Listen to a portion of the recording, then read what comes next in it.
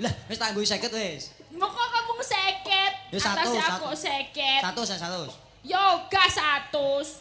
500. Nek ku sekolahi paling ora sak semester 10 juta. Ah. Mongko 8 semester. Dadi 80 juta. Kuwi durung bedaku nek ngene iki sak pengadek iki regane 1 juta. Jarike iki 550.000. Iya. Dijumlah dhewe, make up-e paling ora ya 350.000. Iya. Jumlahin dhewe ngono arep 100.000. Lah iya. Wong lanang ya modal lho.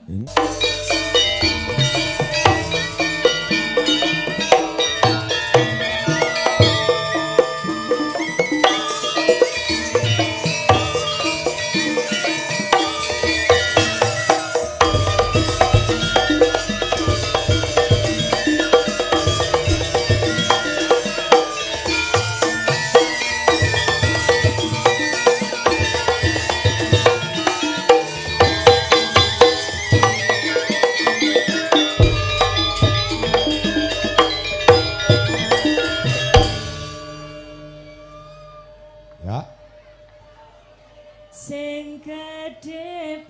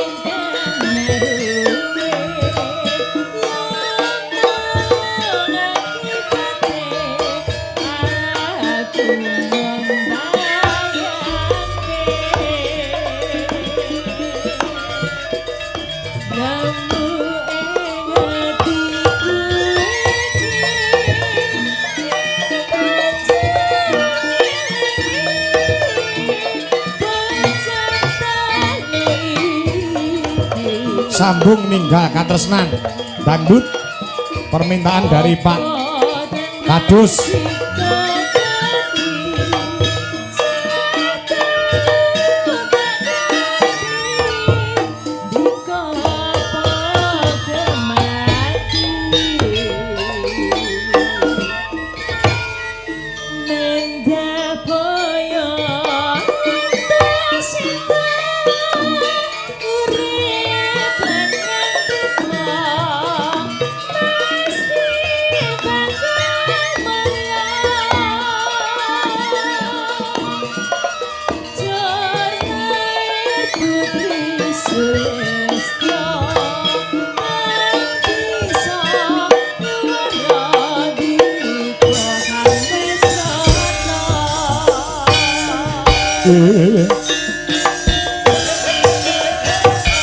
Elisa Orkarus Alaso.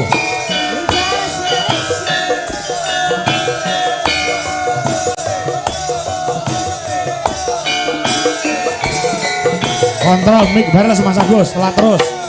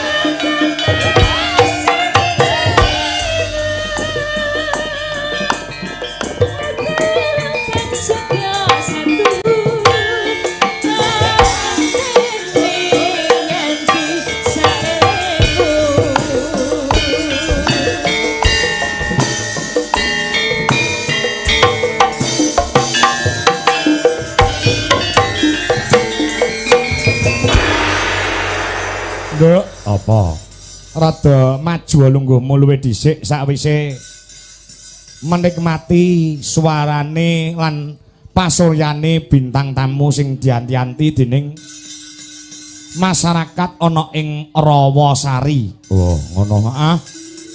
Ana ing Kecamatan Gubuk, ana ing Kabupaten Grobogan, Mbak Elisa. Orkarus Alaso, heeh, nggo salam pambuka suasanane pen rada anget. Oh, ngono ya. Adat utawa budaya sing wis lumaksana tegese wis lumaku.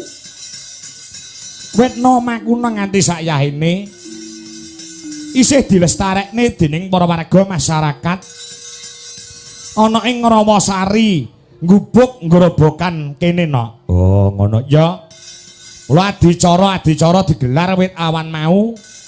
Awan mau ya wis gelar-gelir, gelar wayangan ya awan bengi. Ya pancen kaya mangkono. Adate iki sing luwih penting kanggo rituale iki wayangan awan no. Oh, ngono. Rituale wayangan awan. Ya. Mula wayangan awan kuwi dalange ya kudu dipilihke dalang jengjek suci, urung kambon wedokan. Lho kuwi ngono. Oh, ngono. Sapa sing mayang awan mau? Mas Kasih Haryono.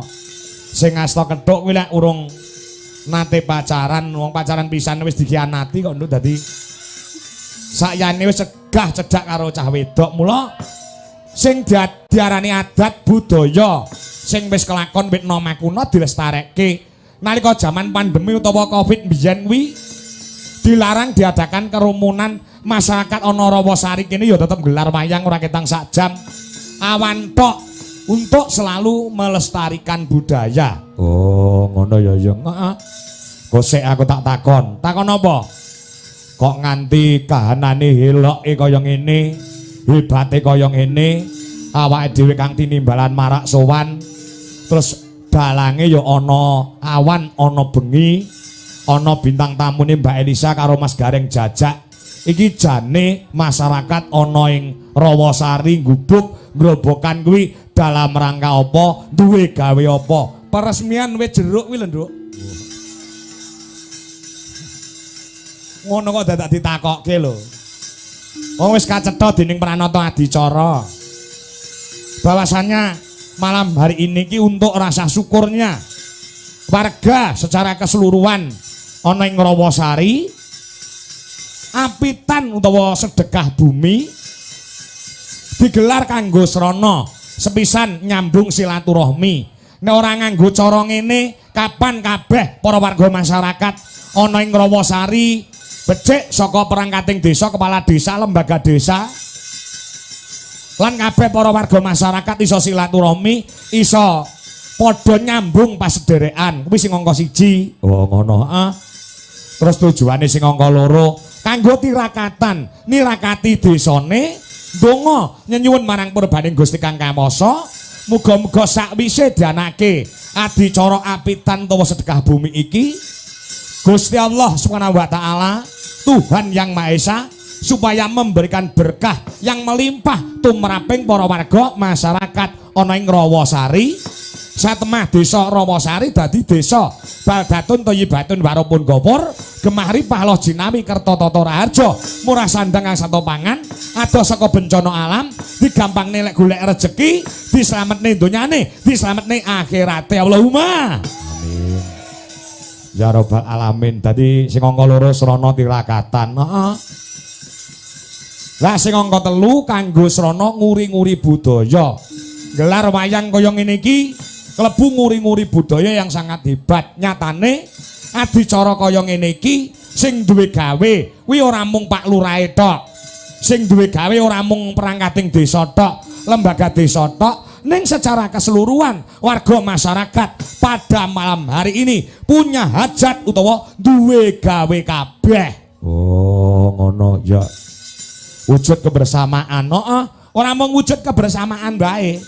Bengi iki kabeh melu andil, kabeh melu urun. Oh, ngono ya.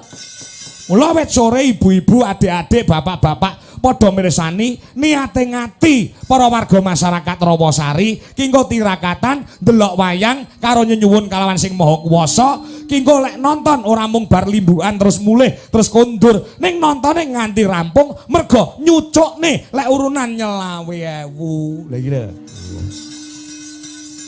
ngono heeh wah luar biasa ya selawe 1000 iso wayangan iso ngrawone Mbak Elisa iso ngrawake Mas Garing Jajak iki nun sewu nduk mung secara spontanitas para warga masyarakat sing duweni rasa kepedulian tidak ditarget kudu urunan semene ora ning biaya untuk acara apitan pada malam bare ini semua di-backing oleh APBDes utawa anggaran saka desa ya saka pintere panjenengane Bapak Kepala Desa oh ngono panjenengane Pak Markin dadi kepala desa ana ing Rawasari ya anggone budidaya supaya anggaran saka desa kena kanggo wayangan mongko liya-liya desa cekala mangsa rada angel mergo ana sing diarani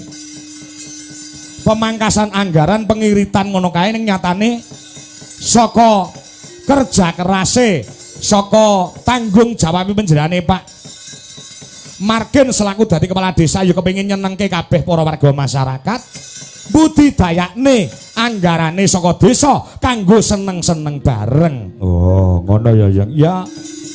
Elok nek ngono. Iya elok. Wis tak aturke sore mau no. Pak Markin ki wis dipercaya karo warga masyarakat. Selama 3 periode iki nek ora terpercaya ora mungkin iso ngembat dadi pimpinan desa. 3 periode lamanya ana ing Rawasari. Oh ngono delok ngas purna tugas sok bakal iki nenek pemilihan kepala desa yang baru monggo demokrasi menika dipun tampi kanthi ademing pikir semeleng rasa tanpa meninggalkan rasa gotong royong tanpa meninggalkan rasa persatuan dan kesatuan bedane dukungan monggo ning aja nganti jotosan iki dadekake beda-bedaning sing didukung bisa saya memperakrab dan mempererat rasa persatuan dan kesatuan warga masyarakat sing wis ketok bersatune sis ketok manunggale para warga masyarakat ana ing Rawasari hebate kaya ngene kanca-kanca tepuk tangan buat warga masyarakat ana ing Rawasari kaya ngono ya heeh sing wis apik wis becik iki ditutukne sing wis lumaku nyatane pembangunannya ya luar biasa gotong royongnya kerukunannya ya juga luar biasa ya dibacutke oh ngono kareng sarta penjane Pak Markin arep nyuwun idi pangestu sedaya kepareng lenggah oh ngono arep tindak ngendi netepi sing diarani rukun Islam sing kaping 5 ya kuwi nindakake ibadah haji menyang Mekah Al-Mukarramah Madinah Al-Munawwarah. Oh, ngono ya. Mangkate tanggal piro? Insyaallah tanggal 12 Mei beliaunya berangkat muga-muga panjenengane Bapak Kepala Desa Pak Markin anggenipun berangkat menuju tanah suci mangkat dipun paringi slamet bagas waras kondur diparingi keselamatan uga bagas waras pekasane bisa menjadi haji mabrur Allahumma amin ya rabbal alamin Nah kepala desa iki lek bar munggah kaji, ini jenenge haji mabrur. Wah ngono mergo duwite nggih munggah kaji iki mergo lo ladi ngladeni melayani masyarakat. Oh ngono bondone halal ya. Halal. Lo insyaallah penjane Pak Lurah isuk bakal dadi haji mabrur. Oh ngono. Haji iki jenenge neka-neka lho, Nduk. Apa iya? Iya. Upamane kowe sok pomo kelakon iso munggah kaji, iki jenenge haji apa? Haji sokeh. Haji sokeh iki sokongane wong akeh ngono lho. Muga ditanggap kono duwite diklumpukke. Iki wekasane kena nggih muka kaji, ana meneh jenenge haji. Ana. Haji apa? Haji Wahyu. Haji Wahyu kuwi sawahe payu. Oh ngono. Nggonku ki ana enek wong wedok mantan mucikari utawa PSK ndelalah entuk karomah saka Gusti Allah. leren nek tumindak salah dosa tobat yang pangeran dikai dalan rezeki iso munggah kaji ning Mekah Madinah mulih ning Indonesia dadi hajah mutmainah. Hajah mutmainah iki biyen tau ngemut barang sing ora genah. Dadi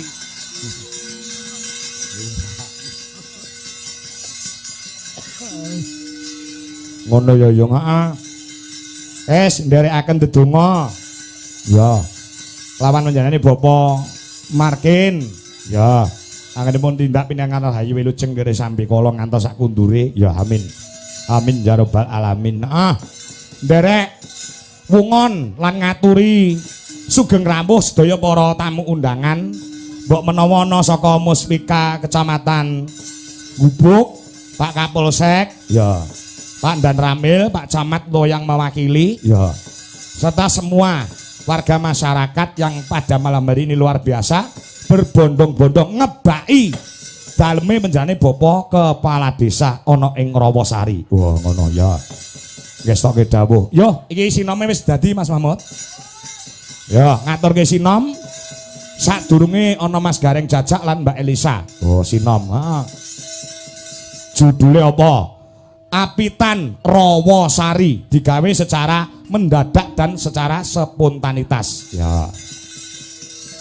Monggo Mas, dikumandangke sik Mas. Iki sing luwih penting. Iki mergo direwangi kaya ngene iki mung nyadong berkahi Gusti ing karya jagat. Oh, ngono ya. Monggo salah setunggal. Nano. Ya. Rawasari Apitan. Yo. Ayo. Adat budaya apitan.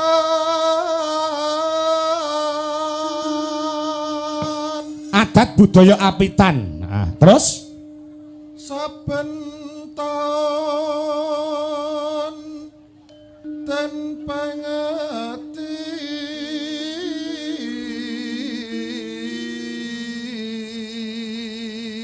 setiap tahun diperingati sebagai rasa syukur kepada Tuhan Yang Maha Esa. Jane tahun kepungkur, wi Pak Lurah wi wis ngebel aku no. Oh, wis ngebel. Heeh.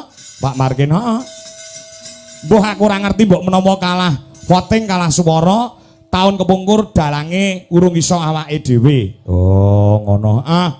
Tahun pungkur dalange sapa? Nek ora kleru Ki Cahya Kuntadi. Oh, ngono. Sapa kuwi? Mbok aku ora kenal dalang kok ngendian. Wong karo adike kok ora kenal. Gentenan saiki genti masne. Ya, heeh. Ning delalah awake ya pas rumba-rumbu ya, Nduk. Lah ya, heeh. Ya, jenenge dalang iki wis wani sanggup mangkat ya awak model piye wae kudu disembadani. Heeh. Bismillah muga-muga lancar nganti paripurna. Ya, terus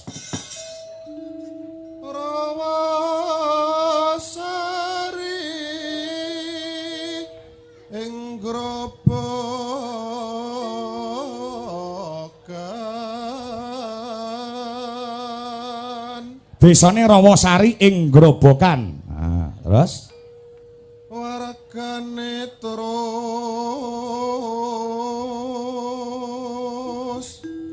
hanya wiji. Ya. Nanung kanthi kelaring ringgit.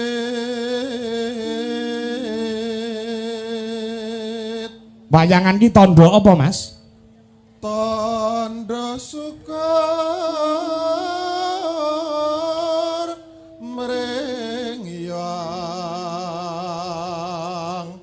aku.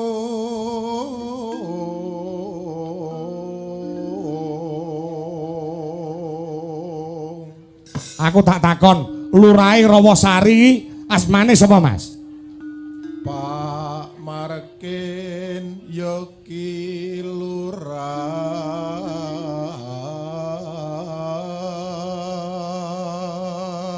Lurahe Pak Markin. Hah, terus? Telung periode ngasta.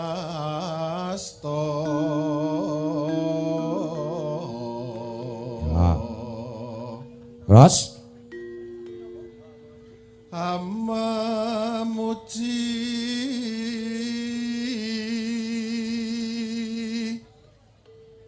tansah manggi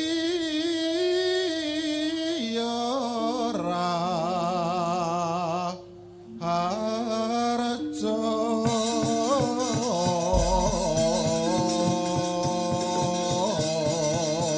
Amin.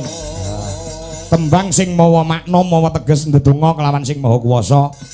Ana ndangdute iki. Ana, ya dindangdute sisan, Mas.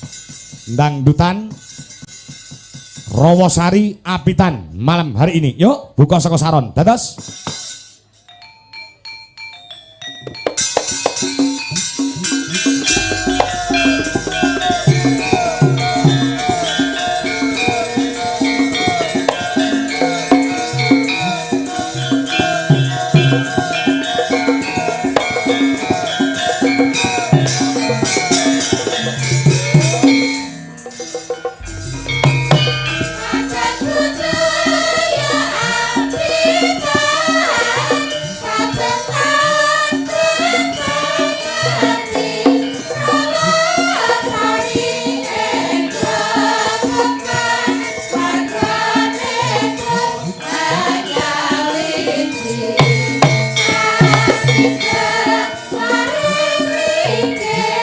Tanda syukur ring Hyang Agung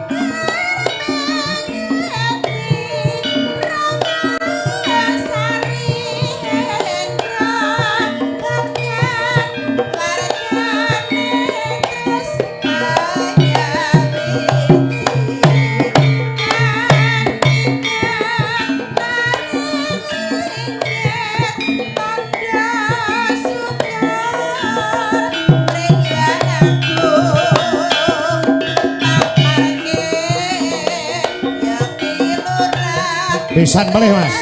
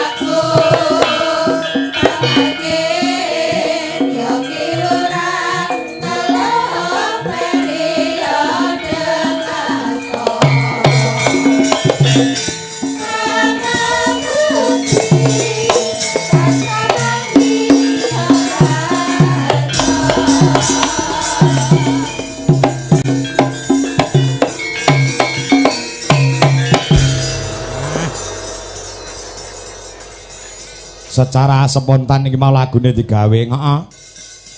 Mula nggon mburi iki mau rada do lali iki mergo pancen ya spontan tanpa nganggo latihan ora apa-apa. Sing penting visi misine tembang wis diaturke, tandha tresnane awake dhewe, tumraping para warga masyarakat ana ing Rawasari. Heeh. Yo Mas Gareng sing wis ditunggu-tunggu nak. Ya. Mas Gareng, heeh. Saking ukae gareng ning Indonesia iki mau dikelumpukne ngono wae. Sak trek ora muat kok nok. Apa ya? Ya. Setiap daerah iki duwe gareng dhewe-dhewe. Lah. Belalah Purwodadi Grobogan mempunyai talenta yang sangat luar biasa. Talenta sing metune saka Grobogan Purwodadi sing wis melanglang buana mergo apa-apa iso jogete apik, nyanyine apik, dalange ya iso, ya ta? Lek omong ya cucut, tembunge ya jelas. Iki sing dadekne gareng siji iki naik daun. Oh, naik daun talas. Oh. Ayo kanca ning gisik gembira.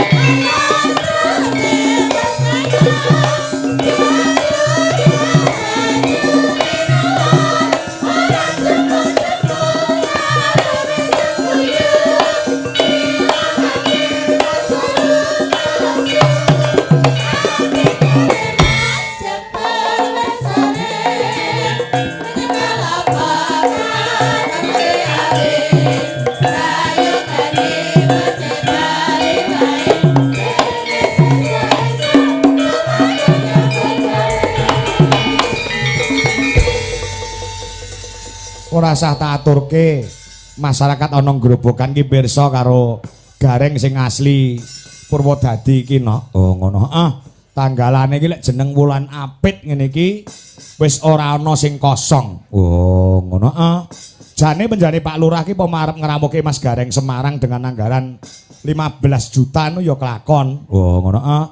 Mas Gareng tralala 10 juta dan gareng-gareng liyane. Kena ngopo to sebabe kok nekakne ngrawuke gareng sing asli saka Purwodadi? Sebabe apa Mas Gareng? Ngirit. Hah? Ngirit? Ngirit.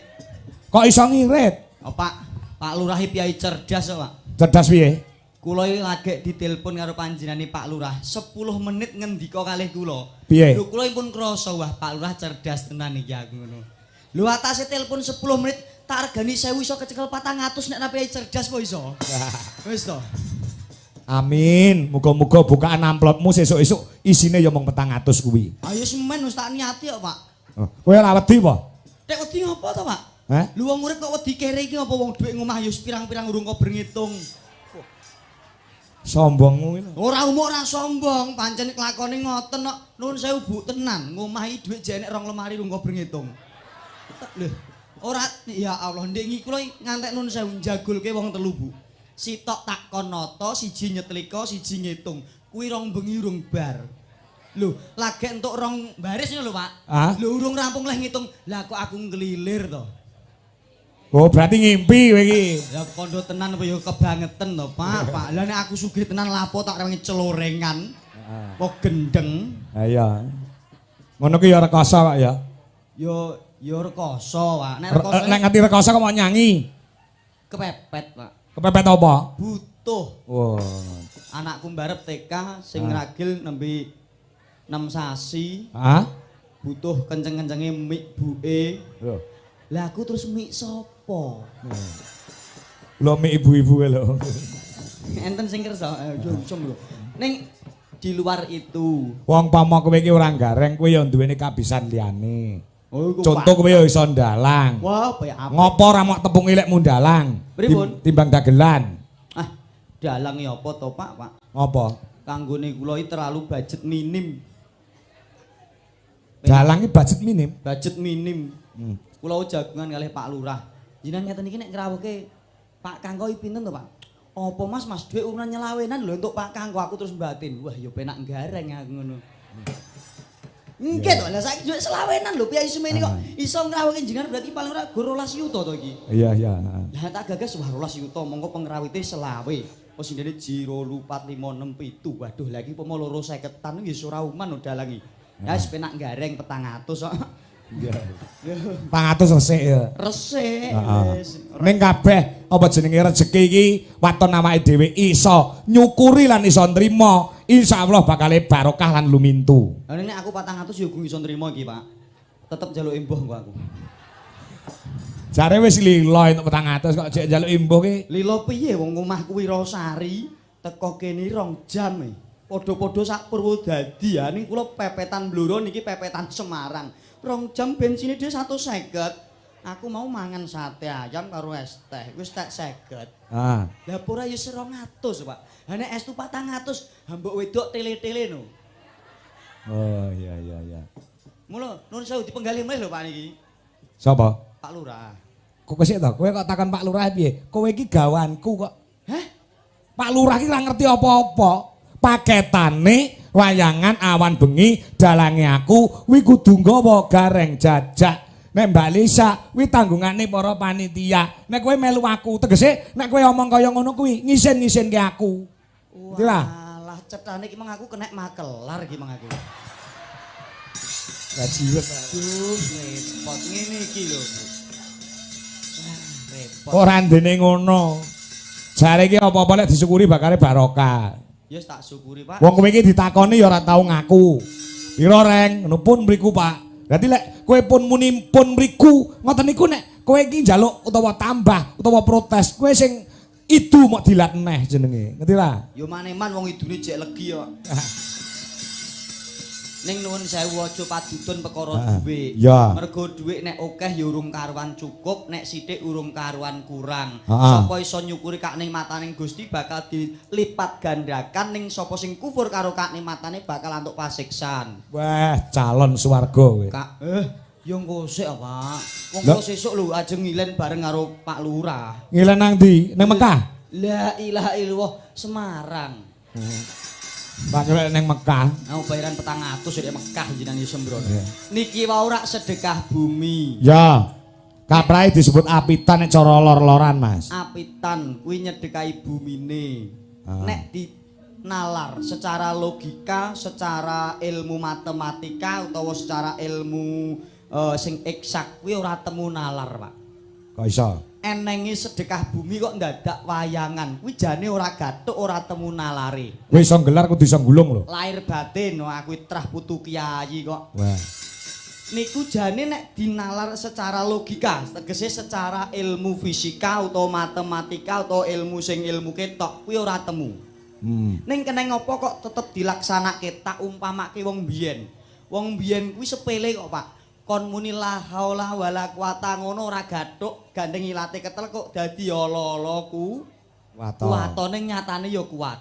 Wong biyen kon ngendika Allahumma sholli ala Muhammad ngoten niku rada pelo. Dadine ya sluman-slumun nyatane ya slamet tenan. Wong biyen nek kon ndonga sing sapu jagat, donga liya-liyane rada kangelan dongane gur sepele. Setan ora doyan, demit ora. Ning nyatane ya mergo yakin lan percaya. Nuwun sewu wong biyen kuwi, bocah cilik kok awake panas, sepele Pak ora usah dadak ning dokter rumah sakit. Parutke kunir wae madu diombekke kuwi ora temu nalar. contoh meneh wong mbiyen kuwi nek dimpilen utawa mripate kok metu bloboke Ya. ora usah tuku obat esuk-esuk kamar mandi crit didulit lelet nomor 4 mari bener mboten Bu kandhani kok wong mbiyen kuwi nek anyang-anyangen ora usah ning rumah sakit dokter cukup apane lah ya jempolane kuwi mari jane secara logika ora temu nalar ora temu wong gandeng kapitayan lan kepercayaan yakin iki kursaning Gusti Allah mandi kaya dene apitan apa to hubungane bumi utawa lemah sing digelar kok karo wayang kulit jane ora temu nalar ning karena yakin mergo ridaning Gusti Allah wong mbiyen kuwi mbah-mbah sing babat alas utawa sing babat desa Rawasari kuwi klangenane wayangan. Sapa sing gelem nyeneng-nyenengke atine wong pendahulu bakal didongake mergo kono cedhak karo Gusti Allah. Mula digelarke wayangan. Kuwi nek logika ora temu. Ning nyatane bubar wayangan ya rezekine sempulur. Amin Allahumma. Karo tangga ya padha akur. Para pemimpine ya padha jujur. Muga-muga bubar wayangan bumi desa Rawasari saya sempulur. Amin Allahumma. Tak dongakno sing muni amin banter sesuk tuku anting-anting. Lho niku lho Pak, ora gathuk ning kandeng kapitayan, kepercayaan kita karo Gusti Allah sing diridhoi. Muga-muga dalu menika pikantuk berkah diridhoi Gusti Allah. Heeh, nek dongakne ya sing komplit. Pripun? Maune sing ora ndek dhuwit muga-muga nang dikai rezeki komplit ngono kae lho. Kudu komplit nek dongakne iki. Ayo. 400 yo ngaram. Iya no. Sing randu duit, sing melarat muga-muga ndang kathah rezeki. Sing lara muga-muga ndang entuk usada waluya jati, ngono kae. Ngono kae.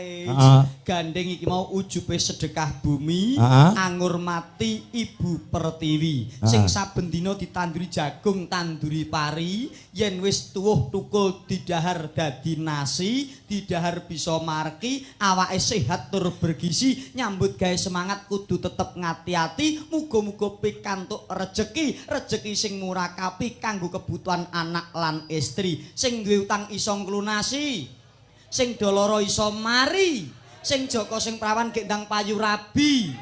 Sing kerja mundak gaji. Wondene kok sing tuwa-tuwa enggal do.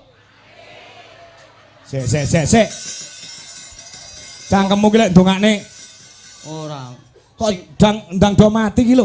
Sing nyauri ngono sapa? Sing muni kene dhewe ora aku kok. Mbok diralat. Alah wong kene terus modele kok telek kok. Wong tuwa kok dongakno elek. Muga-muga sing tuwa-tuwa ndang do munggah kaji. Kene ya roh. Kaya Pak Lurah. Nggih, kaya Pak Lurah. Ning ibu-ibu kene ya enek sing gremeng. Apa? Kon munggah kaji piye wong utange jek nridi sok munggah kaji. Ya kuwi ya entuk ning ya penting niate sik to, Bu. Ya.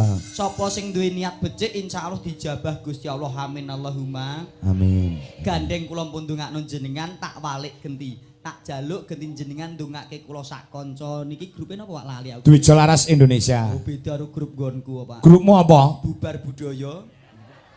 Lu ora iso kumpul. Ora iso nggon kuwi latihan terus gak tau tanggapan. Angger latihan gur ngentekno wedang. Akhire bubar. Wah, jan repot aku. Mbakne konsumsi ya. Ngentek konsumsi aku. Mbake disabotase Pak. Sabotase piye? Pak dosen. Pak dosen sing ndang? Nggih.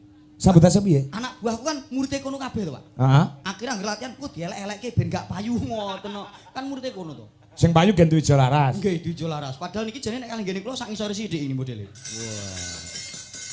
Ya. Dongake kula sak kanca Dwija Laras paringono gampang nggone golek rejeki, seger kewarasan, laris. Amin Allahumma. Amin. Nah, ngene jenenge 50-50. Kula ndongake jenengan melu genti ndongake. Ngoten lho, Pak. Iya. Pripun? Pun cucuk dereng. Ya. Yes. Jadi kene iki guyon boleh. Nggih. Ning ya disambi tetembangan. Oh, lah nggih no. Kowe lak iso nembang, iso joget, iso ndalang. Lah kabisanmu ketokno saurunge Mbak Elisa ur karo Alaso. Oke. Iso ndonga kanthi cetha. Apa duweni cara, duweni itungan Jawa, bahwasannya wong Jawa ki lek nandur-nandur apa ben gampang tukul, gampang ngrembaka panenane iki ana dina-dina sing kudu rungkepi atau dina sing kudu ditindakne? Enek. Wong Jawa aja ilang jawane. Nganggo petung. Mriki nek wong dulur ya golek dina, Bu. Apa angger dicublek-blek ngono? Gak ta, Bu? Nganggo golek dina to. Lah padha. Ngene kula niku enek petung jenenge Sikitri Gana Pokah. Sikitri Gana Pokah. Kuwi hitungane nek wong arep tetanduran. Sikitri Gana Pokah. Sri iki tegese? Sri kuwi tegese nek nggo nandur ning sawah besok tukul krembuyung wohe apik. Oh, kitri. Kitri kuwi apik nek nggo nandur ning pekarangan, contone nandur lombok terong ning pinggir-pinggir latar. Oh, ngono. Gana? Gana kuwi gampang kenek omo. Oh. Pokah. Pokah kuwi ora dadi. Oh. Ngono kuwi nganggo petung kandhani kok. Wong Jawa ya. Jawa aja ilang jawane. Contone neh upama arep ngedekno omah, kuwi nganggo petung. Aku petung apa? Guru Ratu Sempoyong Rogoh. Lho, kene ya ngono ora? Kandhani padha, Pak. Padha grobokane kok Guru Ratu Sempoyong. Sing apik kuwi nek tiba guru utawa tiba ratu, guru wis mastani piyaine becik, nek ratu kuwi gampang kederajatan. Nek sempoyong kuwi gampang pindah omah, nek rogoh gampang kemalingan. Oh ngene iki wong Jawa, aku putune mbah kuwi pengpengan kok, Pak. Mbahmu sapa? Oh, mbah kuwi kebak tirakat kok. Lah ya sapa mbahmu? Mbah Slamet. Kebak tirakat, mbah kula niku taun 94 niku wis tirakat topo pendem, Bu. Weh. Wow, 94 niku topo pendem teko. Nganti kapan? Teko saiki urung metu bocahe. Oh wis mati nek kuwi. Nah, kowe. Nek mati rada alus, Pak. Sing arep ngono buanter gek mudyar kok. Niku petunge nek wong ngedekno omah, enek neh. Petung upamane kok kliyak mentek joto kemil. Lho kuwi enek petung apik neh. Kuwi petung apa neh? Golek utangan. Butuh. Lho kuwi ya penting. Wong kacang iso wong urip iki kedesek kebutuhan kok piye carane golek butuh bentang entuk ndelah ngomah kok ora enek golek silian.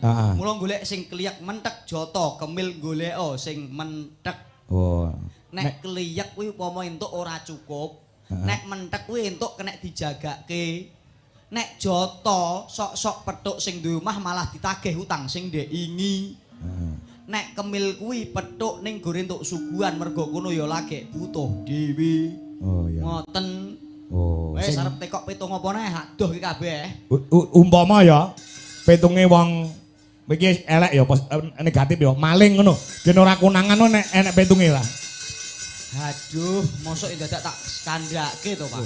Jare mbiyen ki enek lho ning primbon ki hitungane maling ki dinane kudu dipaske men ora konangan sing di omah. Enten maling main kartu komplit jaman biyen kuwi tak lakoni sadurunge kula gareng. Apa ya? Aku gareng tak orek-orek ngene iki mergo ben ora konangan nek tau maling kok Pak asline. Oh. Mboten. Maling ku ya maling to, Pak. Ya cuk opo lah ya Allah bingung aku nek ngarani. Apa nek ngarani? Maling lho dipitung lho. Kuwi ki enek petunge, Pak. Misal nek tiba dina kok 7, kuwi sing apik kuwi nek saka etan.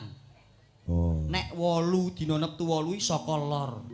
Nek 9 kuwi saka kulon, nek tiba 10 kuwi saka kidul. Karek ngitung upama tiba 14 berarti 7 8 9 10 11 12 13 14. Apik-apike nek maling kuwi acak kok kidul playune mengalor kuwi engko aman. Wow. Kandhani kok. Kok kidul mlayune ngalor. Nggih.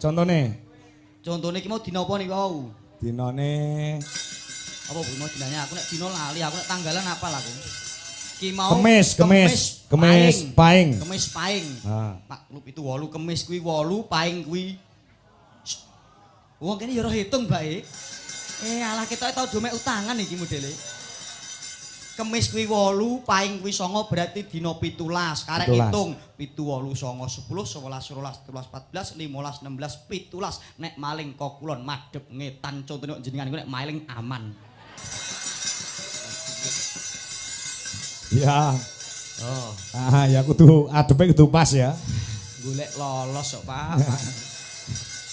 Pon petung maling mesake engko nek dicakno cah cilik-cilik tenan aku sing repot. Yo hiburan. Sendika. Enten dawuh napa? Iki ana sing nyuwun request. Ibu Pertiwi kelawan Momong Sugiman Cakil. Tayuban ya Tayuban to kuwi. Nggih, Kyai mriki nek Ibu Pertiwi ngomong ginah tayuban. Oh, ki mau ngersakne badhe tindak panggung monggo. Oh, ngaten. Berarti arep beksa. Monggo, Pak. Pak Sugiman Cakil. Pak Sugiman Cakil. Nah, kok saking menjane Pak Kadus utawa Mbah Kadus ninggal katresnan kalian imbang ana katresnan imbang. Setunggal sampun kula aturaken matur nuwun. Nggih. Ya 100.000. Ya iki kene karo dhuwit nek kaya ora patek mikir ngono to, Leng. Lah padha kula nggih ngoten nek kalih dhuwit rata patek mikir kula, Pak. Heeh. Ape tak pikir wong yo ora enek. Dari Bapak Mugiono diperuntukkan untuk keluarga besar Sukanar. Wabil khusus untuk Mbah Lurah dan Bu Lurah tanggal 12 Mei 2026 berangkat haji. Semoga menjadi haji yang mabrur. Amin. Minta lagu Modang Kuning. Siap. Monggo pun aturaken iki Pak Sugiman didhisike saurunge Mbak Elisa. Oh, ngaten. Garape tayub anu grobokan ya, Ca? Nggih. Ya.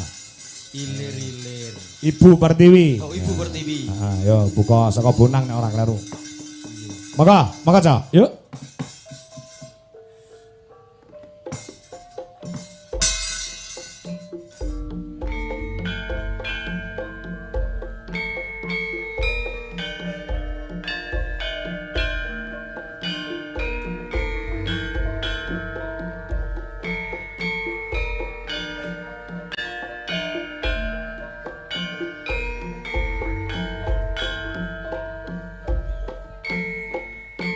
Monggo Pak Sugiman Cakil. Nggih, mbok menika pareng badhe mbeksa Pak Sugiman.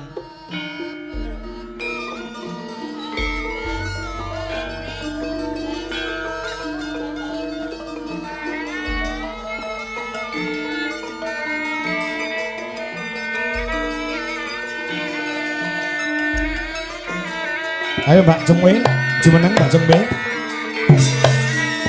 Ayupan lara dijogeti ora pas.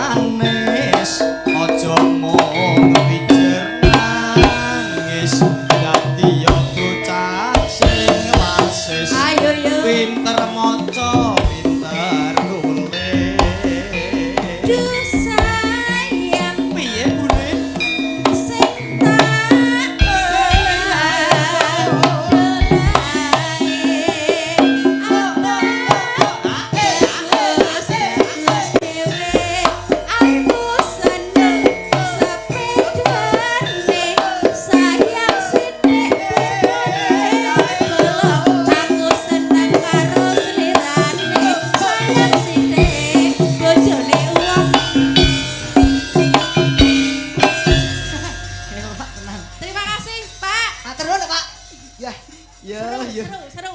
Seru.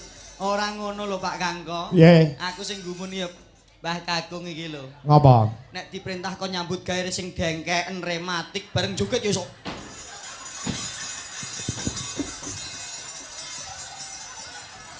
Kuwi jenenge mengikuti irama gamelan. Mengikuti apa wong polahe kaya pedet selapan kok. Ning ora apa-apa muga-muga seger kewarasan nggih, Kung. Lho, langsung bablas pipis to. Wong kayak mau ngempet modele kok. Enak ngene kok. Elok tenan wis berkah barokah. Berarti tayuban nek cara kene iki jek kental ya Mas Gareng. Oh, luar biasa. Mriki nuwun sewu.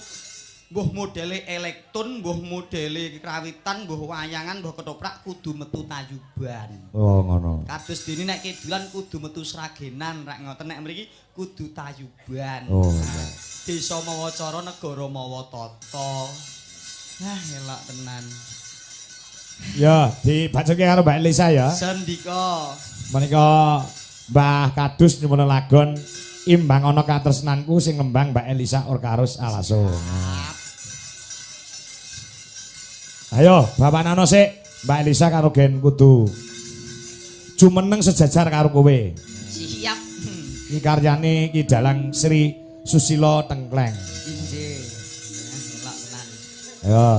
Saben dina Kene Cahayu. Wah. digandrung sik Mbak Elisa. Oh, sing bawa Mbak Elisa napa kula? Ya kowe gandrung Mbak Elisa. Terus kok Mbak Elisa harus gandring kowe tadi. Kok gandring kok? Gandring iki dibalang kok. Oh iya. Jadi kula rek kae seneng Mbak Elisa. Ah. Jane gak seneng aji aku. Lho. Kok iso ra seneng wong nuwun sewu swara ya apik, kondang, arep dadi dokter. Duwite akeh kok ora mok seneng iki sebabe apa? Kudune ora seneng wong aku ndek bojo kok seneng wong liya jenenge ra yo selingkuh. Oh iya. Oh, jenengan iki wah gak paham. Wah. Ayo dikanthi jumeneng alon-alon ayo. Cengkir gading arane degan. Apa kuwi? Senadyan degan akeh sing nguntir. Lencir kuning dasar isih perawan. Senadyan perawan akeh sing nguntir. Akeh sing naksir. Ya. Akeh sing naksir. Saben dina mong ngalamun. Iki lho kekalane dalang nggon kene iki. Nek dagelan gareng iki iso nyekeli tangane sinden, iso nyekeli tangane bintang tamu. Aku dalang gelem ora gelem ya kudu ngedep-debok. Alah ngedep. Oh ngedep-debok ya nek nuju mayang. Lah piye? Engko nek rampung ya nggandengi sinden. Wah. Astagfirullahaladzim. Aku iso gandeng malah ning dhuwur panggung, nek ning ngisor ya ora cucuk tanggung gandeng sinden. Lah ngapa? Kurang to ya. 400 kok. Iya. Ana ape mbok-mboki monggo. Ning nuwun sewu Pak Kangko. Piye? Bareng kula petuk Mbak Elisa kaya untuk tombo. Tombo apa? Lah ngomah nemen saya mbededek kok. Aku Pak Naibku tak suwuneni ndek iki, Pak. Kok naib kok mau seneni iki lho? Waduh ra diseneni pripun? Kula ijaban tahun 2019. Ah. Diijabe ning ngarepe Naib. Sah ra ngoten. Terus Pak Naib sanjang le, gandeng kowe sah karo bojomu, sak mangsa-mangsa ning dalan ning panggung kok petuk wong ayu eling ya, nek ning omah luwih ayu ra ngoten. Ya. Bar ijab tes aku tanggapan petuk Mbak Elisa. Wah tak sawang ayo terus balik. Wah ning omah enek luwih ayu aku ra ngoten. Ah. Balik tanggapan balik ngomah tak sawang bojoku. Hade elek aku. Wah, Si ayu sapa? Mbak Elisa. Oh iya bener. Oh Pak Naib tak uring-uring. Nek ngendi kok ditata, bojoku elek kondo ayu aku ngono. Heeh. Ini ya tak terima enek ya gur kaya. Iya. Ngono-ngono turun mesin pindho, Nduk. Nggih. Nggih, saiki ya awake nemeneni Pak bojoke. Lemu ngono apa? Walah bobote 98. Oh iya. Piyayine ndek ngawu bobote 98. Bareng nganggo daster ndak koyo baskom tutupi taplak kok, Bu. Wis parah tenan kae. Takon diet karepku bojoku iki. Heeh. Takon diet, Bu, ngono kuwi mbok dijaga awake ben ketok langsing diet. Nek esuk lari-lari pagi aku rak ngono. Ya. Mangkat tenan lari pagi yo enek 6 sasi ra balik. Mbuh teko ndi. Aku yo ora arep goleki. Mending iki ae, Nduk. Ya ning kene tok tapi nek mulih ya tetep ya sing gelem kan ya bojomu sing cinta lahir batin. Alah mbok kowe iki cinta. Pratisya. Mbok kowe iki yo cinta aku ngono gini to. Ya wega. Lah wis tak nggo 50 wis. Moko kamu seket. Ya 100. Atas aku seket. 100. Yoga 100. 500. Lek ku sekolahi paling ora sak semester 10 juta. Ah. Mongko 8 semester. Dadi 80 juta. Ah. Kuwi durung bedaku nek ngene iki sak pengadek iki regane 1 juta. Jarike iki 550.000. Dijumlah dhewe, make up-e paling ora ya 350.000. Iya. Jumlahin dhewe ngono arep 100.000. Lah iya. Lah wong lanang ya modal lho. Mbah Lurah. Ngurep 400 sik kemlinthi kowe iki. Mbah Lurah. Apa? Sing jenengan nggih sangu sesuk tak silahi sik, Mbah. Aduh apa? Ora iki nek ngene iki ya wis sakde mesra-mesraan. Moto karo moto. Jek, kok moto ki? Moto. Kok mripat karo Iya, mripat. carane menotop moto. Menatap mata. Nggih, mula Sayang-sayangan rapopo bojone ning omah ya engko nek urusan panggung ya panggung. Oke. Ya. Aman iki. Tekon ndi ki mau Mas aku? Lali.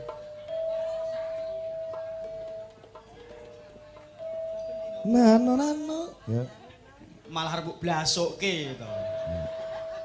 Kowe iki arep marahi apa ketoke ben aku ketok elek banget ngono piye to? Ora Mas, aja ngono iki adene nggon apa jenenge iki?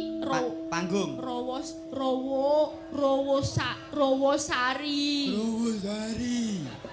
Rawosari cetha papan ngerti rawa wis cetha to. Rawa iki panggonan. Kaya sejenis hutan belantara ngono kae rawa-rawa ada nganu. Nggon banyu rawa ki. Nggon banyu, sari isi ning banyu, intine banyu. Ngerti ra bedane Rawosari karo awakmu? Bedane Rawosari ki desa nek aku ki gareng. Tuh. Lah apa? Rawa tegese kenangan nek kowe kenangan sing abadi, Mas. Ora ngono kuwi lho, Sang. Alah, aku yo anggere alah aja ngono to. Iki lagi tak pancing kamu nanti yang harusnya menggandrung aku kan. Hangen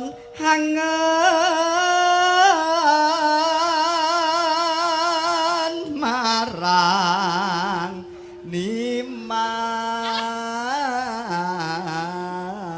Nimas. Tumomu iki lho, tumo. Di ana aku kok tumonen. Lah opo ki mau? Itu kan aku jadi gejembit.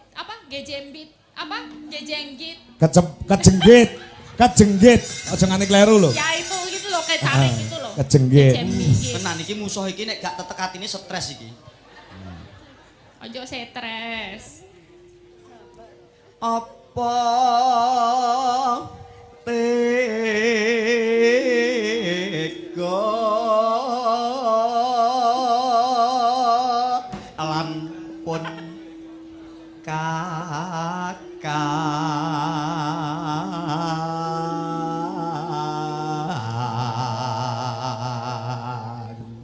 Mas Gareng, karo Mbak Elisa, sonten wau kula pun matur kalian Pak Lurah, Pak Panitia. Nek aku ora kuat ngempet pipis, aku izin untuk medun pipis dulu. Karena 2 hari 3 hari yang lalu bubar operasi laser. Oh nggih Pak. Nggih, jare dokter ora entuk ngempet pipis. Jangan Nggih, bahaya menika.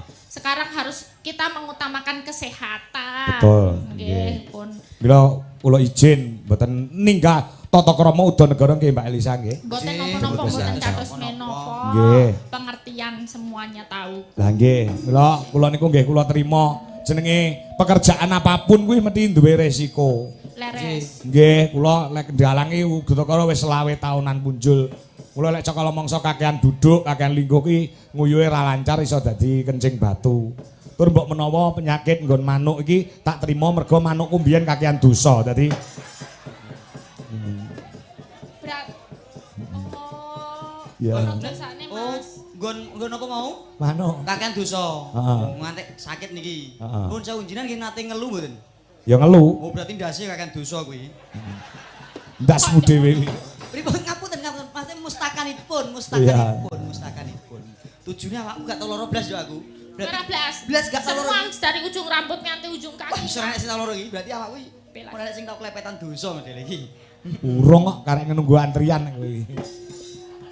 Aku wis persediaan kok, dadi sak durunge lara olahraga sik kok. Ya. Ayo Mbak Elisa genti. Yo, balik nok coba kowe gandrung ketake aku seneng aku ngono lho.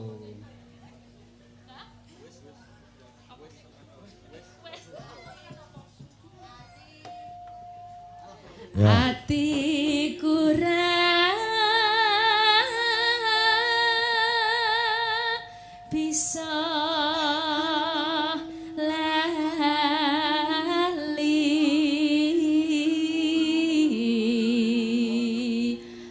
Kenapa tuh kok madhep kono? Mereka iki aku menolak cintamu. Alah, kaya candi wae. Wow, aku gagah gede dur mosok entuk gur kaya kowe. Kok ngemengke aku sih? Kok kaya kok mung dimungke kaya aku. Lah kowe karepe sing pengen kaya ngopo? Wong wedok sing kaya ngopo? Minimal ya buduwi lah. Sebabe Seleraku niki. seleramu. Eh, Duwe itu miliknya Pak Dalang. Iki bojoku iki butuh iki. Hah? Bojoku iki. Ora apa-apa. Lho, Ora apa-apa, malah beneran musuhku gur jenengan tok. kok iso? Lho, lah nek iki legan-legan sing seneng wong akeh. Upama aku kepengin rebutan wong akeh. Hah? Lah nek niki rak gur kagungane jenengan. Hah? Ayo, arek taren. Jenengan milih kula napa tetep milih Pak Kangko? Ayo. Mending pilih kula, Bu. Tak buktekke tak mulyake jenengan kok nek sida tenan karo bojonan karo aku, tulung lemah guri omah dol nggo ngragati uripe awake dhewe. Omah sing tuku aku iki. Heh? Lemah sing tuku aku. Malah beneran jenengan gak rugi, sing rugi kono. Bacotke Cahayu. Ora aku yo cinta padamu kok, Nok. Ben padha dhuwure aku nek ketok endi aku. Nah, ini nak padha dhuwure. Sandale sapa mbok nggo ki? Mosok ya wong lanang sandale pink. Patut iki nek disotingi ben ketok padha dhuwure ngono lho. Wah, aku nek sandalan lho semene. Nek ngene kan lho patut to iki. Aku percaya iki mesti sandale Mbak Cungpe iki. Iya iki. Ngertimu titikane apa? Oh, ketara sandale dhuwur. Soale nek cacah iki nganggo dhuwur ora mungkin wong piyaine wis dhuwur-dhuwur. Kae lho gur semeter kotor nek aku kan ketok padha kan cah.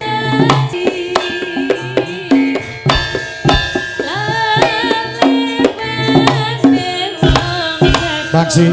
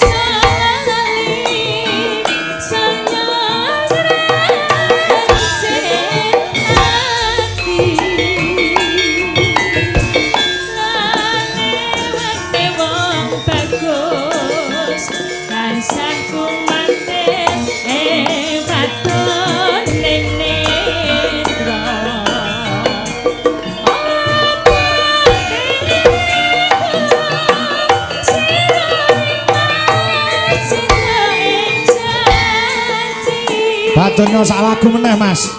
Aku tak nguyuh sik sebelah. Baksi rene.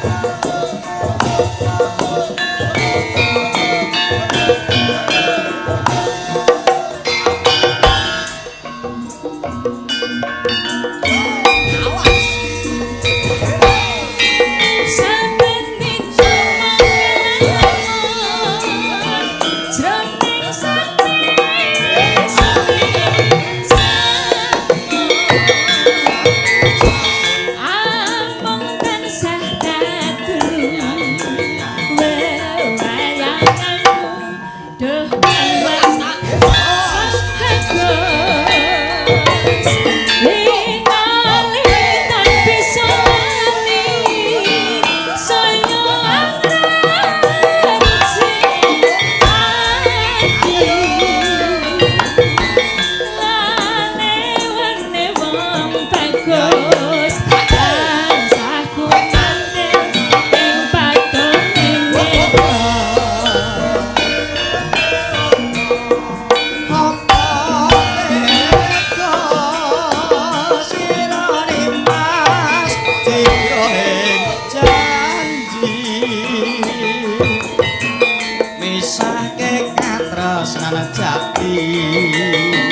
lamun mangkono piye katresnanku piye katresnanku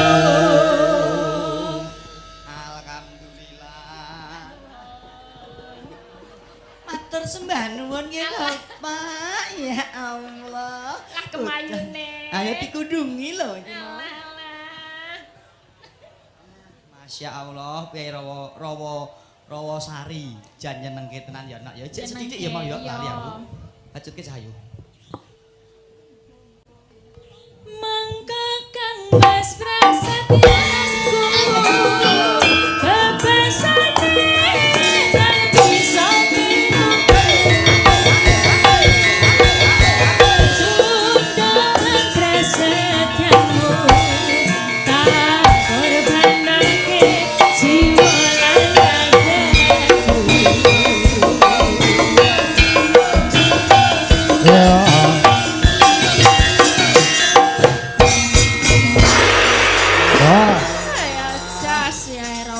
godhong tela wae iso gawe lega. Nggih. Awake dhewe dibudidaya piye carane masyarakat Rawasari lega penggalihe seneng atine sumringah pikire ya Mbak Elisa. Nggih. Nggih. Mbak Elisa ya sumbut tenan senggodo kok Pake. Apa? Piyaine cantik, suarane apik, busanane besus. Wah. Aku mau wis wedi lho Mas. Wedi ra iso tekan kene aku. Lah ngopo? Kok wedi ra tekan kene? Tadi kan aku tuh udah nyampe ini loh Pak Kangko lewat di apa ada kandang PT. Kandang PT itu. Terus aku lewat tengah sawah itu. Kan itu agak goyang-goyang mobilku di situ ya. Jemek soalnya habis hujan. Jemek ora jemek. Wes tekan kene jare wes cedak, jare Google Map pincen sing jenengane Google Map pengen tak antemi tenan. Wes jare wes sudah dekat lah kok jembatan. Lah piye ki carane? Mundur lah mobilku adoh banget. Lah tak kira aku si do iso tekan Rawasari opo ora. Tak dongo-dongo, bulane wis akhire iso tekan kene tenan iki wis alhamdulillah. Sing gak jos sopirmu berarti. Lah ngopo kok ra jos? Lah nek lewat jembatan mbok karek bablas to no. Lah jembatan bisane motor. Ayo ngono diringne mobil miring ngene. Masa ngene yo gak Ayo piye iso. tenan? Tadi untungnya ono biaya yang turun terus mundur aja Mbak. Ya wis aku mundur alon-alon. Alon-alon. Ya sing penting wis tekan kene. Alhamdulillah. Kok iki jenenge Rawasari. Rawasari. Nek mumet iki kan ya ono dhewe. Rawa sing mumet. Apa ku rawa kok mumet? Rawa pening. Oh iya rawa. Oh iya, rawa pening iki rawa sing mumet. Oh iya mumet. Heeh. Ana ya rawa sing wis tuwa banget. Apa neh iki? Ana. Rawa apa? Mbah Rawa. Ambarawa. Rawa gawane sindeng tak kangko sing nomor lurus kok kono ya ana. Apa kuwi? Rawa rontek. Kok rawa rontek iki padake jimate Apa dosa muka. Apa kuwi aku ya ora ngerti sih. Rawa rontek apa ya ora mudeng. Rawa rontek ya pokoknya bisa sampai Rawasari sosowan panjenenganipun Pak Kepala Desa. Wis manut kowe aku kepala desa. Pak Kepala Desa Pak Markin. Pak Markin. Markin iki wis cetha ngarani Mar. Mar kuwi. Mari berarti damar. Oh, damar tegese ki light tegese ki iso madangi sedaya para warga masyarakat. Yo. Aku percaya. Ya iso madangi masyarakat sing kulino mangan krokot ngono. Yo. Masyarakat kok masyarakat ya utuh masyarakat. Kin Solikin, Solikin. Kinaryo pengajeng. Kok pengajeng. Kinaryo pengaret. Pengarep, heeh. Pengajengipun panjenenganipun pengarep. pengajengan. Pengajeng. Ha. Pengajeng. Pengajeng niku. Ojo pengajeng. Pengajeng. Jeng. Panjenenganipun apa? Pengajeng. Pengajeng. Ya. Angel lho Mas dadi pengajengi. Pengajengi apike? Pengajeng. Sing jenenge pengajeng. Ora mesti ning ngajeng, mesti. Kadang-kadang pengajeng ki yo mburi. Aku ki nerangke ki tentang metode kepemimpinan lho. Diam. Kowe aja muni ngono wae. Aku ki nerangke metode kepemimpinan. Enek sing gak trimo. Lah sapa? Pak Dalange Kok gak terima? bar dioperasi gak iso pengajengan. Ya sabar sih. Nek Pak Dalang iki cetoni pengajeng sing ning ngajeng iki Pak Dalang. Pengajeng. Tapi pengajeng sing ning wingking ya ana kudune. Buri enek bendo-bendo gapok lho. Ora pimpinan utawa pengajeng ning wingking iki apa? Ya ada yang namanya pengajeng sing ning wingking iki malah luwih apik. Kaya penggembala kae apa wong angon bebek. Lah itu kan sekomburi kuwi pengajeng sing ning wingking. Dadi nek misale ngenekke bebeke mara rono kabeh. Ana sing kecer di ngenek-ngenekke kan gitu kan. Wong angon bebek iki wong ora konsisten Kok kok. ora konsisten? Kowe ngerti angon bebek? Piye? Bebeke rak ning ngarep. Ya. Sing angon rak ning guri. Ya. Nek ngene berarti tondong kriting to. Kudune rak kriting kanan. Kanan. Ning bebeke ngimo. Oh, malah kuale ya, Mas. Ya iya, kae jenenge wong ora konsisten. Oh. Ngene lho malah minggu rono. Kuwi kaya Ya. ibu-ibu. Ibu-ibu nek numpak montor. Kritinge nganan minggu ngiwo. Kene ya enek ngono kuwi. Oh, kuwi ras terkuat di bumi aja mbok sepelekno. Oh, bojoku iya Ibu-ibu kok. kuwi. Pokoke kudu bener. Yes, pokoke dedonga ya nak. Rawa sari tansah saya lestari. Lestari, Tak dongake rezekine les Rawa sari Markin Jaya. Apa Markin Jaya? Makin ngapunten Pak klentung anak-anakku. Polo Rawa sari desa mbok ngono. Makin Jaya. Lha yo Makin Jaya ku lho, ngantek ketelisut kok aku. Jaya, sing penting sehat, nek wis sehat iso pados rezeki kanthi lancar. Nggih. Amin. Pak Lurah, Pak Markin ini tidak bisa sendiri tanpa dibantu oleh semua para panitia dan perangkat desa uga lembaga desa. Ketua umum menjalani Pak SK. Wakil ketua menjalani Pak Mulyono, ketua RW 1. Bendahara menjalani Pak Susilo, perangkating desa. Sekretaris Pak Wayudi, sekretaris desa utawa Carik. Sing angka loro Pak Sigit Rianto, perangkating desa. Seksi kesenian Pak Muhyi, yes, Kang Sarto, Pak Sudirman.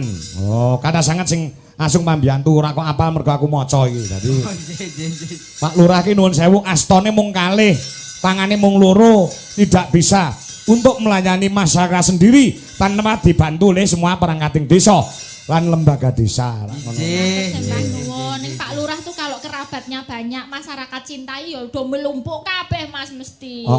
Beda nek misale enggak jarang turun ke bawah, jarang turun ke masyarakat ya biasanya masyarakat ra melumpuk. Ya masyarakat neh. Masyarakat neh. Ini berarti Pak Lurah apik sebagai pengajeng sing apik ya Pak Lurah Markin. Lho masyarakat kabeh Markin numpak hebat. angkot. Sikile kecokot. Nganti pedhot. Nganti pedhot. Rumah masyarakat. Ya. Nggih, Pak Markin berkah barokah nggih Mbah Nun nggih Pak Hebat Markin. Pak Markin. Dibantu karo waranggonoku ya Mbak Elisa. Sandika. Karena ini masih ada permintaan. Nggih. Lagune Podang Kuning menika dari Bapak Mugiono. Diperuntukkan untuk keluarga besar Sukanar. Nggih. Yo Mbak sapa jenenge kuwi Lintang karo Wanda. Nah yo. Tak golekne sing jek gadis-gadis reng. Wah, cocok iki vitamin iki. Yo, disupporti cara Bali, Cok. Yo. Mari berdiri. Yo, Lintang dan Wanda.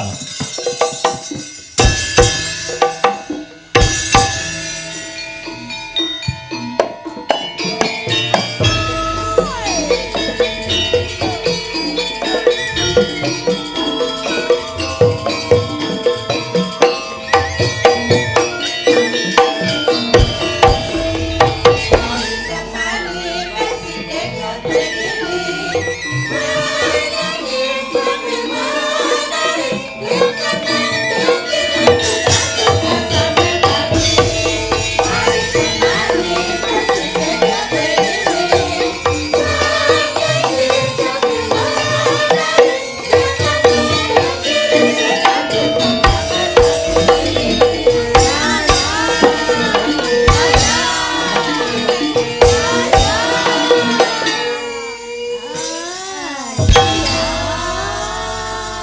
selain warga masyarakat kene Reng, Mbak Elisa.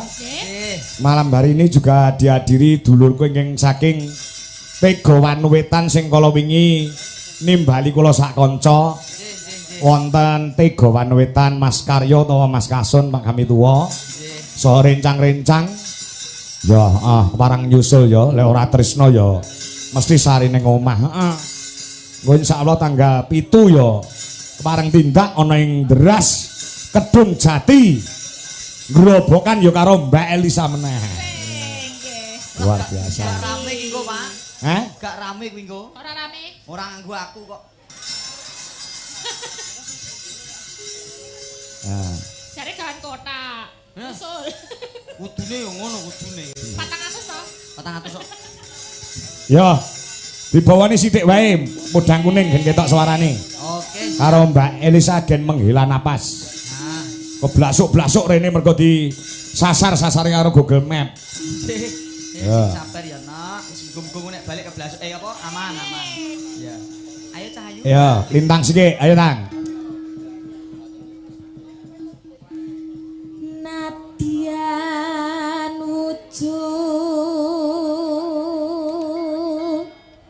temong ngepaksi. Ya, saya Mas Gareng suarane. Elok jos. Guna swara rupa, guna kegunan kepinteran, swara ya bergas, rupa ya ayu. Wah, cocok. Wah. Nonanong ya.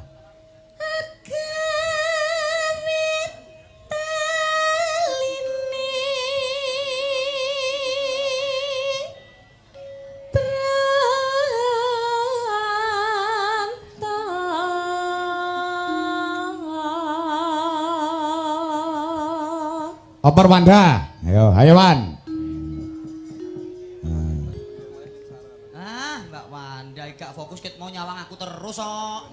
Mati Pak Miki Pak. Oh Miki mati, nggih. Ojo nyawang aku terus go fokus ke depan. Ket mau ngelirik aku anggere ngelirik mesem ora ngono kuwi. Oh ngelirik kowe ora mergo tertarik pengen ngidoni kok dadi. Ora apa-apa. Itu juga kenikmatan. Nanung ya. Alus manis nang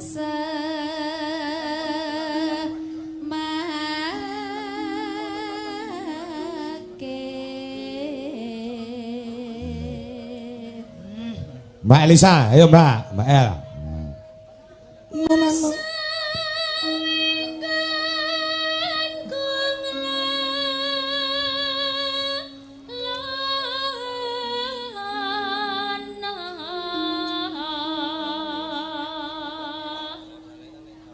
goleki si podang jenar.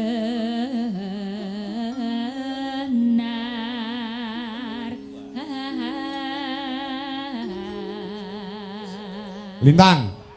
Nanong ya. Ibu bunga henga tiku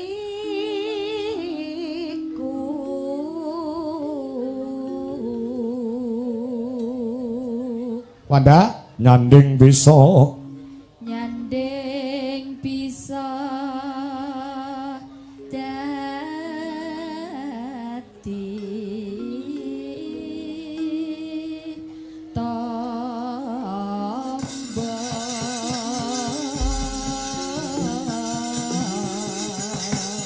ya, garap Rong Irama sepisan dangdut sing angka loro gandeng mawis tayub terus disalin warnane dadi samboyonan cara tulungagungan yang kedua. Ya. Monggo Mas Guru oleh-olehe kuntur saka Amerika Serikat ya, dene takon salam karo Donald Trump. Malah bentuke Donald Bebek. Yo, monggo dadas.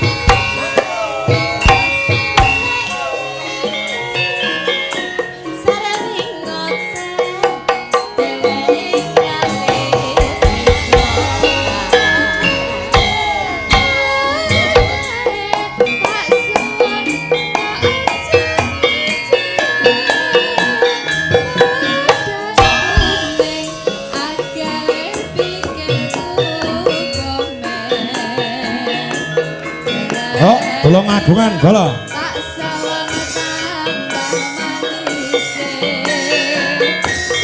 ika bunga yen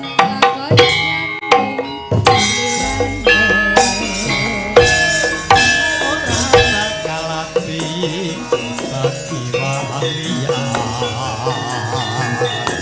yen si podang ngandhut ati kepranan ora mendho atiku sansaya ndodro tak srahati sun pikakulo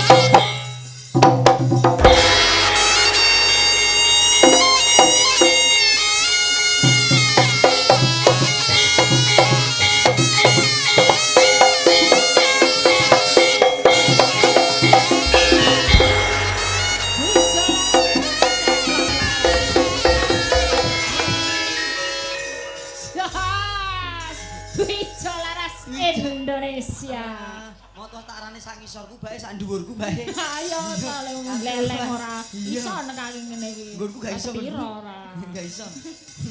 Apa Pak Anggo? Nggih. Menika Waranggana tasih 3 sing dereng jumeneng Mbak Elisa. Ana Buduwi, ana Nduk Okva, Kang Sato Wiwik Ernawati. Ah, cocok. Aturi jumeneng. Dikumpliti nuansane ana tayub, ana sragenan, ana tulungagungan. Coba men ketok bahwasanya Indonesia itu kaya dengan budaya, ragam budaya yang sangat luar biasa dan dihormati oleh negara lain. Setiap daerah mempunyai ciri khas masing-masing. Ngaturke sing cara Pulau Dewata ya Mas Gareng. Wah, cara Balien. Nggih. Sing gampang wae, kelinci ucul. Nah, coba. Nggih. Sinten mawon iki mau Buduwi? Ana Buduwi. Mbak Wi, Mbak Okpa. Mbak Okpa. Nggih. Ya. Yo. Tanpa dibawani untuk menyingkat waktu ya Mas Gareng. Sendika. Ah. Wayang kuwi saka lingganing tembung wajib sembahyang dadi saurunge kentong subuh udah wis rampung utawa paripurna. Nggih, nggih. Yo. Garapan cara gamelan Pulau Dewata Dwi Jalaras Indonesia. Yuk, dados.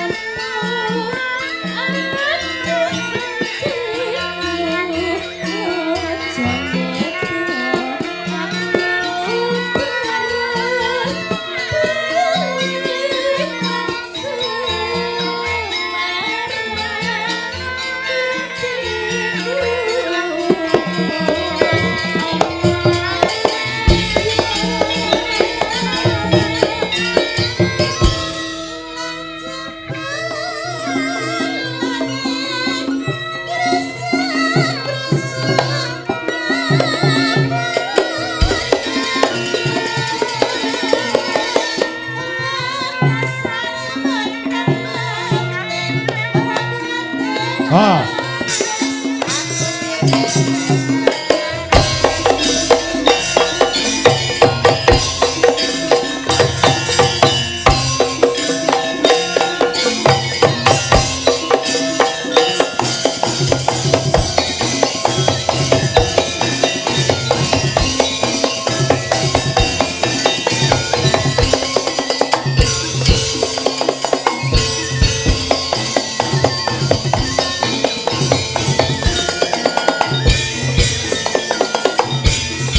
Dangdut kor.